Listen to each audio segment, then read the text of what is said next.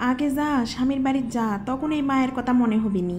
মাও যে কি জিনিস তখন বুঝবুনি। পরের ঘরে তো আসে মুই এটা হারে হারে টের পাসো মাও কি জিনিস। তবে যে মুইও তো একজন আর মাও এখন, এটা তো চিরচরিত নিয়ম। মায়ের সাথে জ্যাঙ্কারে ব্যবহার করবেন, সুদে আসল আবার ফেরত আসবে বেটির কাছ থেকে। সকালবেলা ঘুমোর থেকে উঠেই মুই ধুরমুর করে রান্দাবাড়ি ঘরত চলে আসো।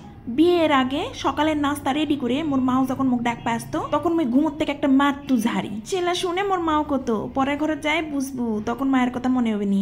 হয় এই যে দেখো এখন মোর মায়ের কথা মনে হয়। সকাল সকাল মোর শাশুড় আর মুই মিলে শাকগুলা বাসে কুটে ধুয়ে মুই আবার তুলে দিই। আর এইদিকে ওই যে মোর একটা বেটি আছে, ওই বেটি আবার স্কুলে যাবে। এখন শুনলে হাসবিন, স্কুল আবার হামাকের বাড়ির নিচতলাতেই, তাও আবার শখ করে টিফিন বান্ধে নিয়ে যাবে।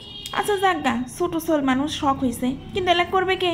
মকিত করবে হবে তো। আলহামদুলিল্লাহ মোর এলার প্রতি আবার কোনো বিরক্ত নেই। তো এই ঝটপট করে ম্যাডামের জন্য আবার টিফিন বানাস। ওইদিকে আবার মোর শাশুর বাজারত গেছে, কড়াই দেখে আবার আপারা থুতু ফেলবে আসিও না।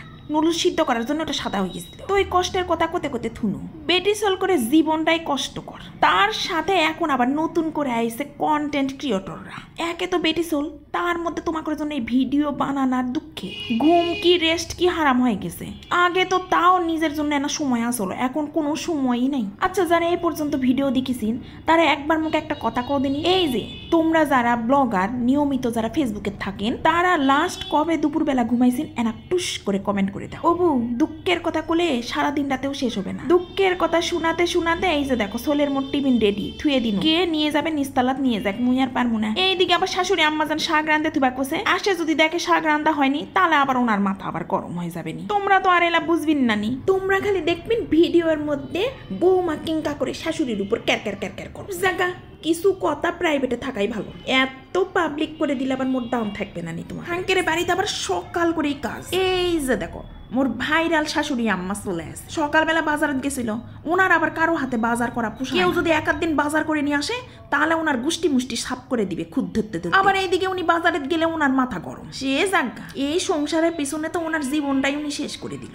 না যদি মাথা গরম করে তাতে কি হয়েছে? ওই যে আসে আবার সাথে তরকারি কুটপা লাগিয়ে গেছে, গরুর গোস্ত নিয়ে আইছে। কার জন্যে? মোর জন্যে?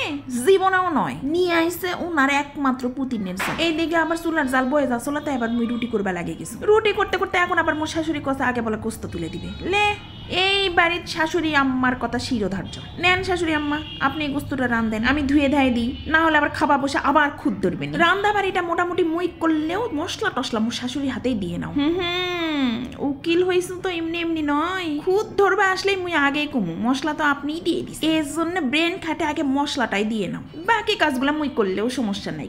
মাংস ওইদিকে হসা, এইদিকে আবার আলু কাটপা বসিস। যত সকালে রান্নাবাড়ি করা হয় ততই ভালো মোর শাশুড়ির জন্য। অবশ্যই এটাই ভালো, না হইলে তো মোর আবার হবে না নি। এই যে সকালবেলা ঘুমোতে কুটে বাড়ির যাবতীয় কাজকর্ম সাটে শুটে রান্দাবাড়ি শেষ করে মক্কটে যাও। যদিও মুই এগুলা একাই করো না, মোর শাশুড়ি আম্মা আবার যথেষ্ট হেল্প করে। যথেষ্ট মানে মোটামুটি উনিই সব করে। এমনিতেই তো তাড়াহুড়ার মধ্যে আসো, এর মধ্যে আবার দেখো গ্যাস বাবাজি টাটা আবার নতুন একটা গ্যাস নিয়ে এসে লাগানো লাগলো। বেশিক্ষণ সময় না লাগলেও ঝামেলা। মোটামুটি রান্দাবাড়িগুলা শেষ, এখন এই যে দেখো এক সাইডে রুটি হসে আর এক সাইডে গোস্ত। তো সবার এইদিকে নাস্তা টাস্তা হয়ে গেছে, বড় কোটের চলে গেছে, ছোলের টিফিনও চলে গেছে, রান্নাবাড়িও সব শেষ হয়ে গেছে, এইদিকে 10টা পারও হয়ে গেছে টুকি। তো সকালের নাস্তাটা মুই তাড়াহুড়া করে গাপ করে খাই। তারপরে এইদিকে দেখো 5 মিনিটে মুই রেডি সেটি হয়ে গেছে। এমনিতেই অনেক দেরি হয়ে যায়, আজকে ব্লগ করার জন্য আরো দেরি হয়ে গেছে। সবাই ভালো থাকে সুস্থ থাকে, আল্লাহ হাফেজ।